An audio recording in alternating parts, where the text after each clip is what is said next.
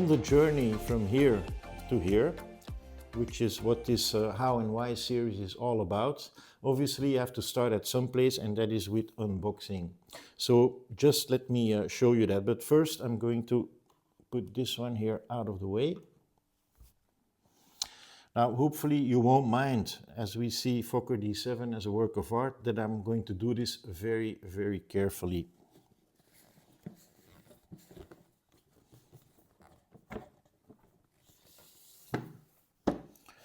But as you will notice, it's in fact quite easy, because that's what we stand for.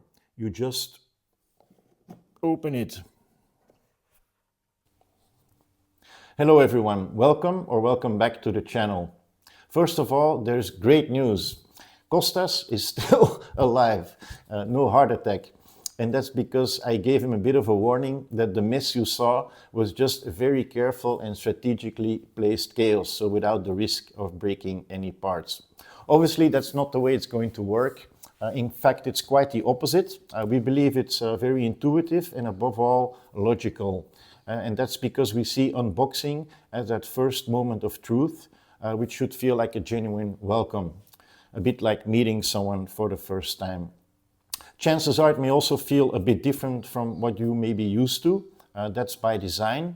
Now, this was a bit extreme, but in fact, we never quite understood how some kits are being put together, where everything is just thrown or crammed into a box. Instructions are hidden at the very bottom, and then when you try to piece things together, it feels a bit like a pain in the ass, simply because you forgot how they did it in the first place.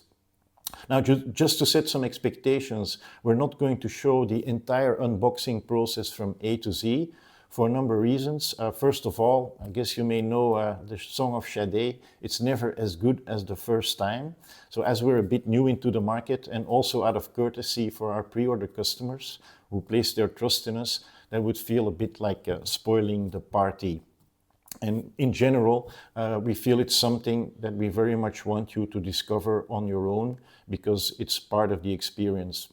Now, in the future, we might be doing that once everything is a bit more out in the markets, or you could do it because quite often you come across these types of videos on YouTube. Now, we're going to sneak enough, such as here, this handy What's in the Box leaflet. In fact, originally it was part of these instructions. I mean, here it's a tampon, and that's the main missing link that prevents us from shipping. But we saw it as more handy if it's a separate leaflet. And then we're going to show you two things, which are two practical things, which are meant to help you along the way to have a smooth and confident start. And then at the very end, we'll also show a little glimpse behind the scenes.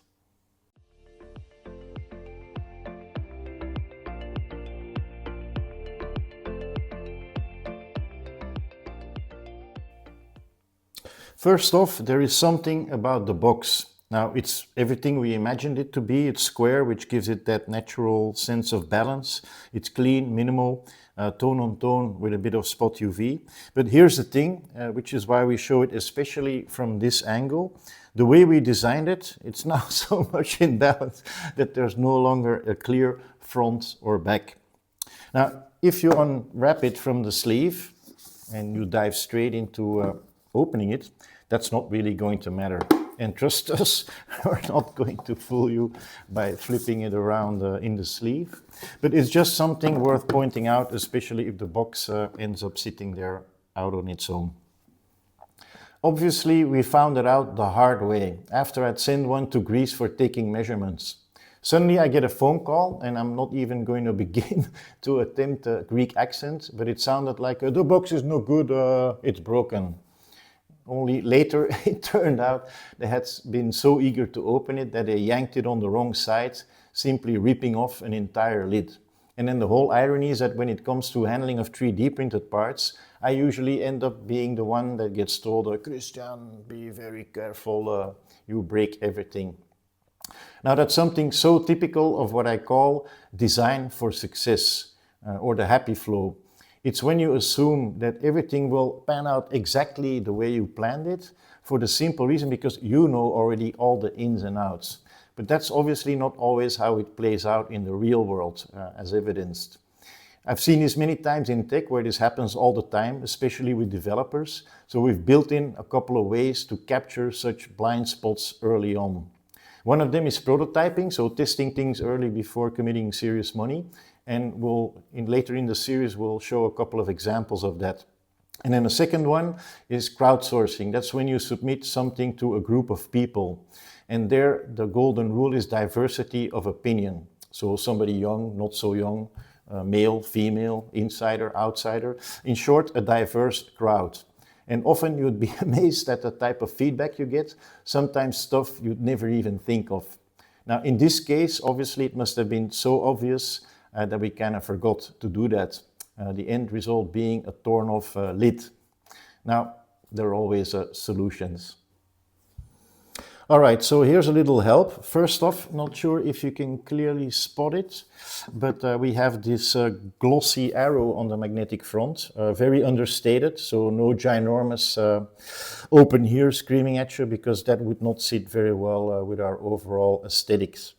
For the smaller one, this one here, and the one we will use for Unplugged, it's built right into the design for the simple reason that we had these boxes made after the Great Greek box tragedy. And for the regular one, obviously where it was too late, we worked with a retrofit with a similar glossy arrow sticker. Same idea, just a different execution. And then if you're still unsure, there are always the sides that can come to the rescue. On one, you'll find our tagline. That's kind of factual, rational, maybe a bit cold. And then on the other, you will find Bushido, the Japanese reflection of our core values. And core values, that's all about the emotion, so a bit warm. So just think of the human body now, where the heart sits on the left, or the right brain, left brain principle. Same here. So Bushido always sits on the left, whereas our tagline lives on the right. Now, if by any chance, after all those helpful tips, you still manage to rip off a lid, then the only thing I can add to that is congratulations. You've earned yourself a job interview in Athens.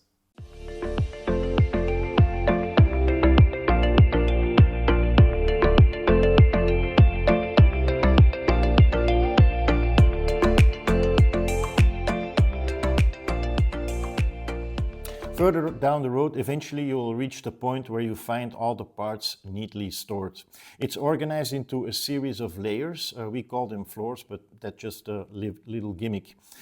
You will find all the parts quite tightly packaged, and that's by design because it keeps them secure and very well protected. What you see here in front of you are all the floors with the parts removed. I just did leave a few, but that's to show you how you could take them out, and then also to demonstrate the unstacking and stacking of floors, or to stick with our metaphor, how to go down and up the stairs. First off, as we see D7 obviously as a work of art, we're confident you will give it the love and care it deserves, but then there are always some tricks to the game. And the big one to remember here is vertical is your best friend. So let's go down. Each floor has this little finger hole that helps you lift it, and then you just go straight up. That's the type of motion you want. The foam is sturdier than one might expect, but then it's still foam. Alternative, you could also take a couple of parts out and pull it, but always straight up. Now watch this, I'm going to do something wrong on purpose. Such an angled lift, that's something you really want to avoid because it risks stressing and even damaging the parts.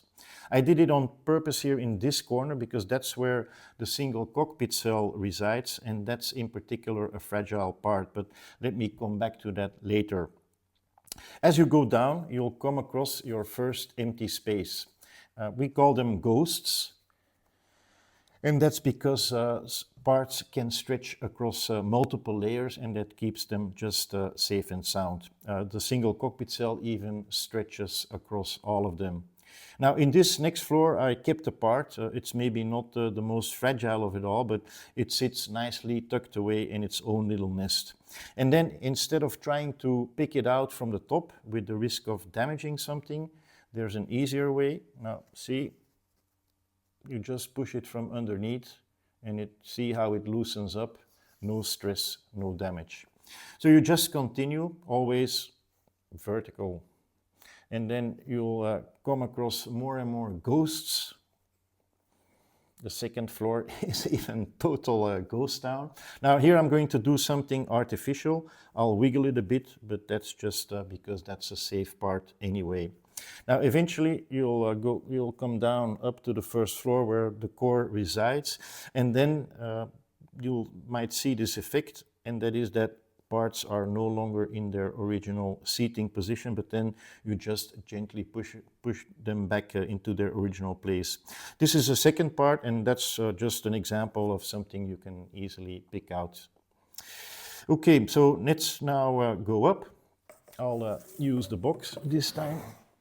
So you gently tuck away the foam into the bottom of the box, and then it's just a matter of placing all the parts gently into their original position. And then you just let gravity do its work. So if I do this precisely, well, not quite, you'll see that everything settles almost by itself into place. Now, obviously, this is a bit artificial because there's only one part. When everything is in there, it might need a bit of tweaking and pushing until the next floor sits nicely into place. And then you just continue until you reach the top.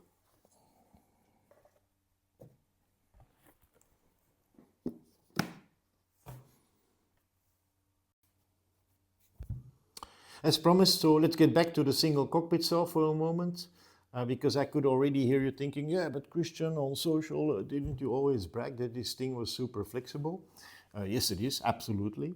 I think we even spent a lot of time and effort just to dial in that sweet spot between stiffness and flexibility, not only for handling the part, but also, for example, for removing the supports easily. So let me just show you that again.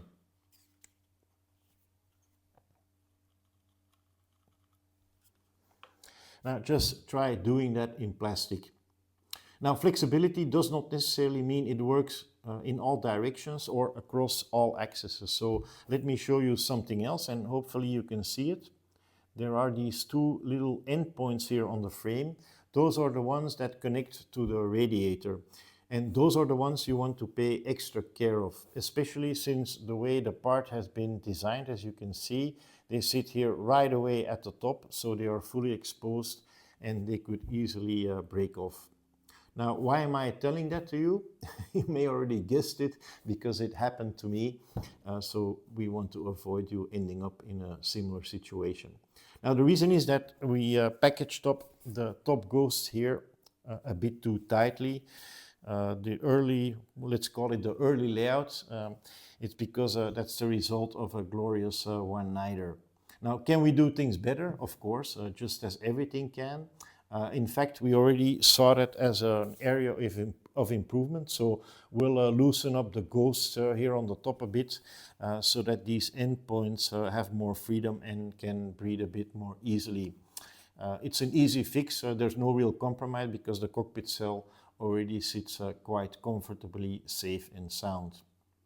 So if you end up being the owner of like the early layout, then just remember to give it a bit of extra care, but look at it on the bright side. You'll be an owner of like a true collector's item, a one with a limited edition handling experience, but then with unlimited bragging rights.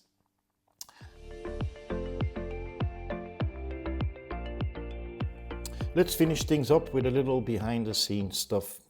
What you may end up opening was in fact not our original idea. That's usually how things go. Our original idea was this one, so a rigid telescopic box. Rigid because that was non-negotiable from the start. It allows you to stack up loads of them without having the bottom one suffering from creases, so we call that stash resistant. But a telescopic form factor has that nice premium feel, so you lift it, and then if you do it right, it even has that automatic soft close effect.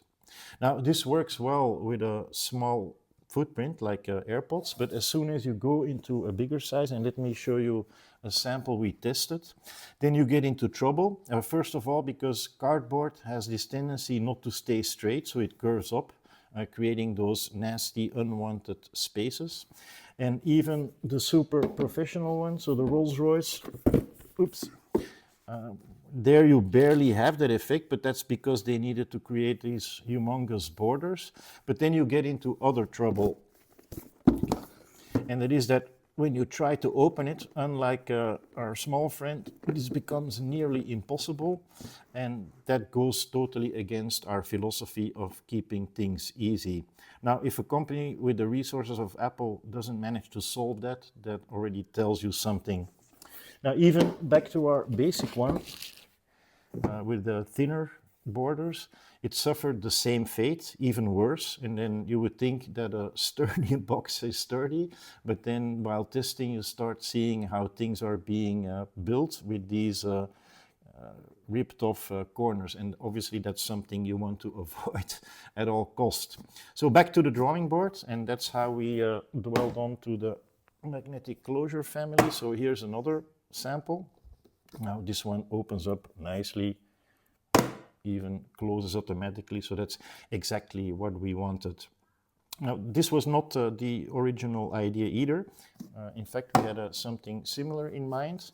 So similar form factor, rigid magnetic closure, but this one is one that we used it a lot, that folds, which has this enormous advantage of not taking up a lot of storage space.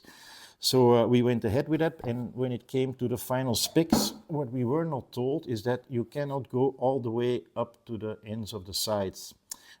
You need to leave a bit of margin, and that's because if you don't do that, then it risks compromising the stability of the box, and then it creates this bit of a cluttered effect, a look and feel of which we were not totally happy with, and then also you lose a bit of space here. So that's how we ended up with our final form factor. And as you can see with the previous one, when it's open, it has this nice, clean look and feel. Now that's not the end of the story, because we always wanted this to be white. It's why we showed at SMC these basic sketches with a white border. But then we were advised that black seems to stand the test of time a bit better. And after a while, I must say, it grew on us, because you see this nice contrast between the black box on the one hand and then the white sleeve on the other hand. So that's how we ended up with the final results. We are pretty happy with it, and we can only hope you feel the same way. Okay, that's all, folks. End of story. Fortunately or unfortunately, because there are always different ways of looking at things, no Theo this time to mess things up, and that's because I locked her up in the cellar behind me. Oops, I'm getting into serious trouble. Yeah, thanks for watching, and looking forward to see you again.